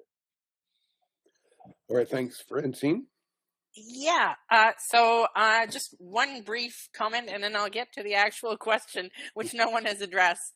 The question of, do we have any hope, or can we hope, I think, is what I remember from it. But my first point, and I laughed when Hannah mentioned that she had no interest in geology until, this whole issue came up. And I really am pleased that so many people are taking notice of geological concepts. But I will say that one of the things that surprises me is the cultural appropriation of a geologic term with very clear geologic concepts and geologic roots, seen Cenozoic, seen for recent, and then not letting the geologists use it in the way that it was intended to be used to mean a specific interval of time. So that I have totally no problem with the broader concepts that have flocked around the Anthropocene, but to be I'm pleased that a lot of people are using scene and have taken the geologic term and made it their own. I'm not against that kind of appropriation, but it's to have it then thrown back is just, I find it amusing. But to the question of,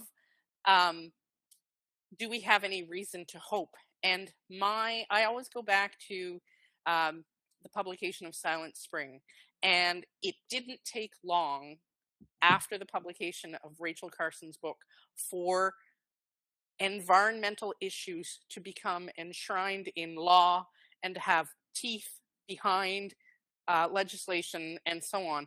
So maybe if there is a geological epoch, whether the term continues to be used more loosely, sensu lato, wouldn't bother me, but if we can agree that the Great Acceleration marks a rupture in the Earth system, then I'll be happy, and we'll have a Crawfordian. That's I wanted to comment on that. Is there an alternative? Like Martin, you've referenced some problems with the use of language. So is there an alternative word, a more appropriate or adequate term that might work in this context? And I'm wondering about that because with the inside view of how the Anthropocene Working Group functioned and how the vote went, to what extent did this linguistic dispute have an impact on that discussion, on that vote? And if there was less usage of the word outside of the geological context, would other members have been more likely to vote? Was the voting undermined by linguistic confusion? And on that point as well, I want to suggest, why is it on the onus of those advocating for the adoption of a new term to make the argument instead of the opposite approach, in the sense that those are advocating that it should not be a term have to make the case that there's not significant change that's happened since World War II? Those are two different points. Yes, well,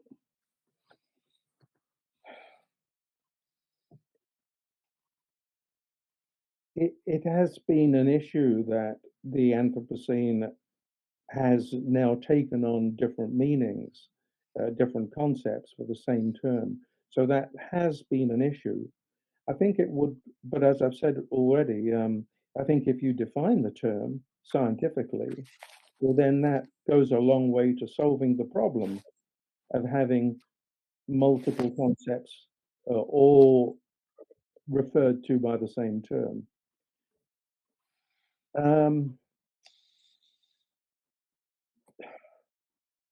So I think the danger of of having the Anthropocene being used in all these different ways is that, as I've said before, and as Francine has said, it downplays the very reason for having the Anthropocene as a new geological term in the first place. Though, in a sense, the terminology is secondary.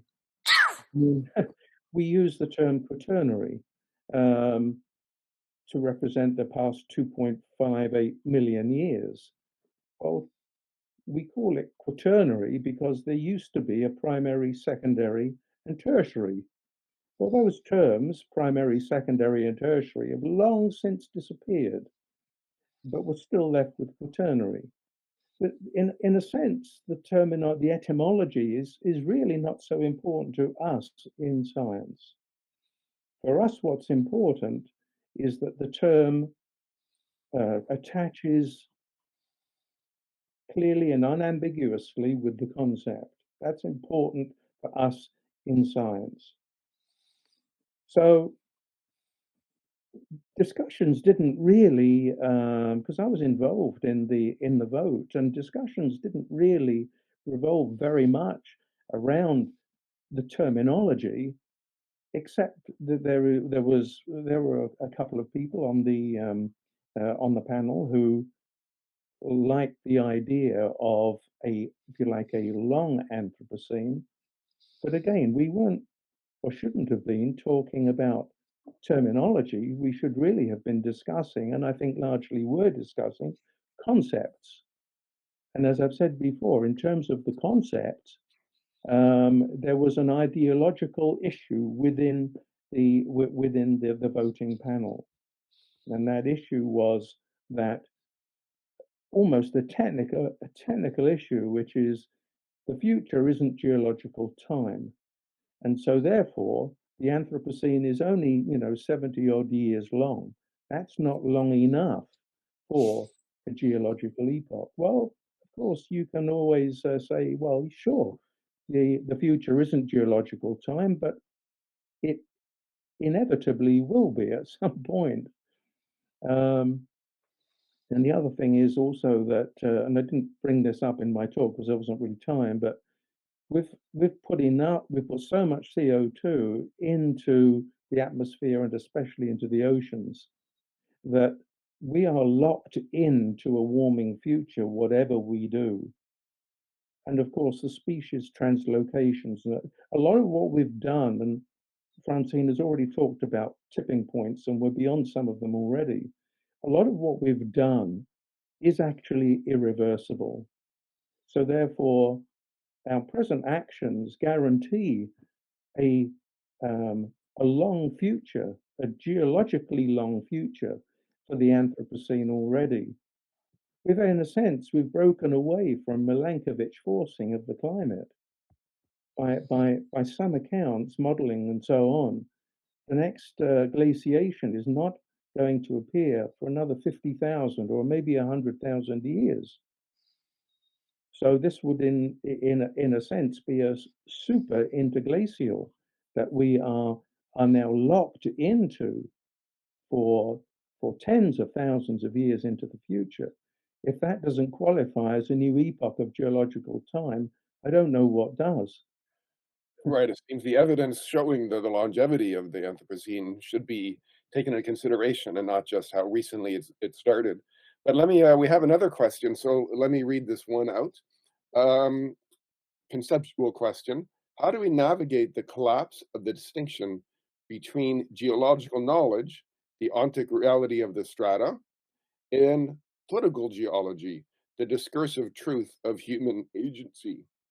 If the Anthropocene is defined by the human footprint, is it possible to isolate a pure planetarity that exists outside of our transcendent linguistic structures?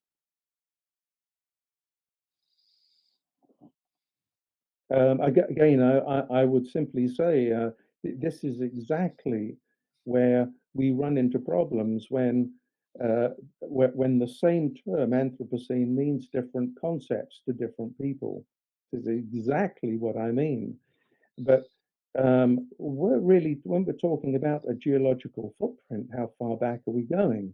I mean, we could be going back 50,000 years. So that raises a whole, that it really depends on how you view the Anthropocene as to how you answer the question. Right. I think that's part of what the question is getting at, is the extent to which we can create categories and time periods that are not impacted by our own conceptual frameworks, but are pure representations of physical reality. And I think what the question is getting at is to what extent can we question the autonomy or the separateness of the physical natural world, and when we're using categories or concepts are they entirely separate from the external objects? So it's kind of a philosophy science type of question. Oh, in a sense, I mean, humans are part of the natural world, aren't they? I mean, we're all part of a functioning planet. And humans, it could have been earthworms, but it happens to have been humans who changed the functioning of the planet in the mid-20th century. And I think it's that change that we are acknowledging, not really the causative agent, but the actual change and the nature of the change itself. And the way that change has altered the functioning of the planet. So in a sense, we no longer live in, it's anachronistic to be talking about us living in the Holocene when clearly we have left the, the envelope of variability over the past 11,700 years. We are in a different, we are, effectively in a new geological epoch. Okay, so we can argue about what we want to call it, but I think that it's important to acknowledge that we have actually moved into a different functioning state. Good. Okay. Thank you. Francine. Yeah, the markers of the Anthropocene in, all of the cores, all of the sites that the Anthropocene Working Group looked at, not just Crawford Lake, but all of them, are physical/chemical markers. That they have a human origin is secondary to the identification of the markers themselves. The markers themselves are in the sediments. They will be there for the next, hundreds of thousands, millions of years for, alien geologists to come and look at. The markers of we're no longer in the Holocene, we're in a new epoch, are physical markers. They're not philosophical markers. They're not ideological markers. They are physical markers of a reality of physical and Earth system change. That there are many important philosophical concepts entangled with that is, for me, exciting, interesting, tantalizing, but they really are two different things. And that's my answer. Okay. We have several questions still. I'll just read one of them. Can we hear more about the post-Anthropocene, please? That's directed towards Stefan, but not necessarily only. Post-Anthropocene. Yeah, go ahead, Stefan. Okay, I'll try and draw this together, which is this mess. In a sense, geology has become the victim of its own success, I would say, right? Because as a scientist, I understand that you are arguing for non-ideological use of language, but it's not possible because science has a social role to play and is per definition ideological. Not just those people in the voting process who voted for ideological reasons, as you said, but you yourselves are agents in an ideological network. We all are, right? We're all arguing for something, right? Science is not ideology free. First of all, that will be the first part of my answer. Now, if the Anthropocene, right, as a contested geological epoch, right, is happening now, and I think nobody who is serious about this is actually contesting that there is a move away from the Holocene, and all the arguments about golden spikes and so on are very convincing. I don't think it makes sense to deny that.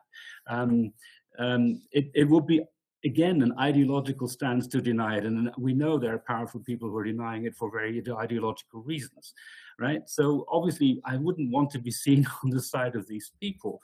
But on the other hand, by calling it Anthropocene, right, you cannot escape the fact that geology has incited a fight for our future and our survival, right? And obviously, this is not going to be pretty, right? Regardless of the fact whether we can, how much of this we can change, or whether geologically we're already condemned and so on, this is not going to help humans, right? Humans need answers now, and they need to address social problems that exist now, right? And one of the things that was raised especially in humanities context was, okay, now if you're talking about the Anthropocene, right? What does this politically actually mean? What should we do, right? Okay, we live in the Anthropocene. So what do geologists tell us that we should do? Should we learn to die? That was one of the propositions, right? A title of a famous book, Learning to Die in the Anthropocene, right? Then if we actually live in the Anthropocene, we should try and get out of it as soon as possible because it's not good news, right? And that's where the post-Anthropocene comes from, right? Actually, we're all on the way towards the post-Anthropocene because the Anthropocene is bad news. We want to get out of that as quickly as possible. Now, I know that from a geological point of view, that will be in millions of years, if ever, right? And if we're still around is a big question, right? But we're talking about people trying to make sense of their own time. And at the moment, geology is actually and the Anthropocene discussion is contributing to this, is becoming a futurological science. It's all about the future, right? It's no longer about the past. It's all about the future. Geology has, in one word, become science fiction. And that's what exercises people. And hence also the question, well, what comes after what comes after the Anthropocene? What should we call that, right? It seems then that geology has entered the realm of controversial scientific fields like nuclear technology or genetic engineering, and these areas that are increasingly provocative. We're just a few minutes over. We have several questions. So what I'm going to suggest I do is just read the last few questions out, and some of them are directed towards particular individuals. This one's for Hannah. In the conversation, how do you see the role of the imagination in both the conditions that geology now documents and in our capacity to respond to what the documentation makes visible? I'm just going to read a few more. It has been defined, I guess it is the Anthropocene.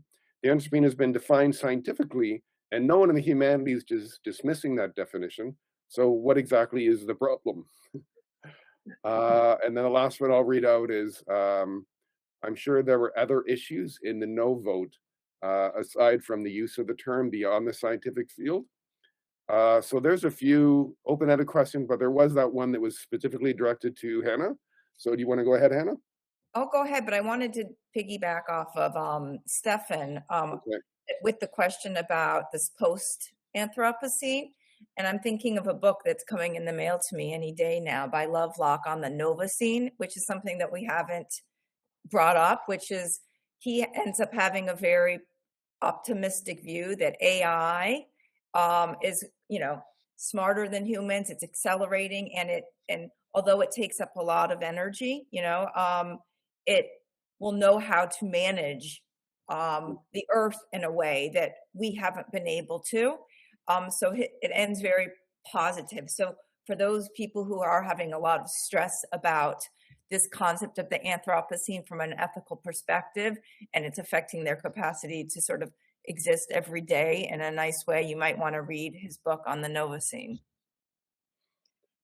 All right, thank you.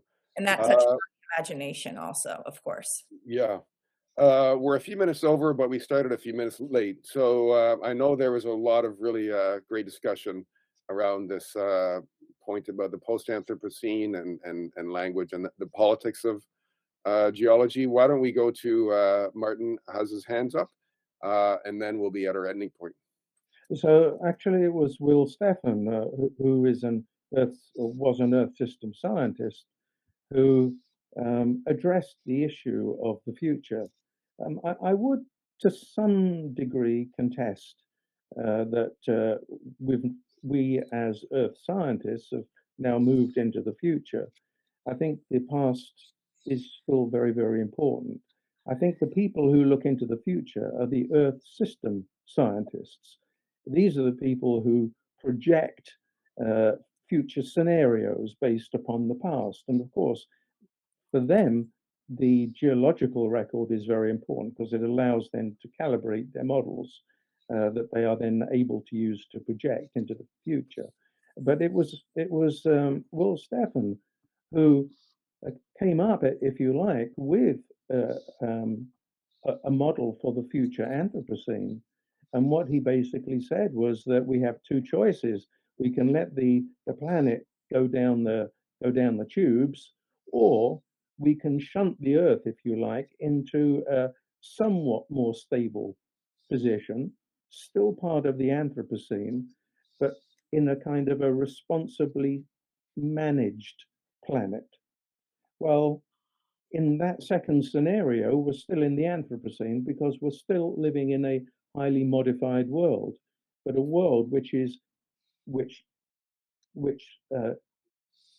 sits within habitable guardrails. So it's not all doom and gloom necessarily, but we're still in a highly managed state, which would then signify the Anthropocene. Some refer to that as the beautiful Anthropocene. Mm. That's a nice term, and actually maybe a very nice way to end today's conversation. So thanks for bringing that up, Francine.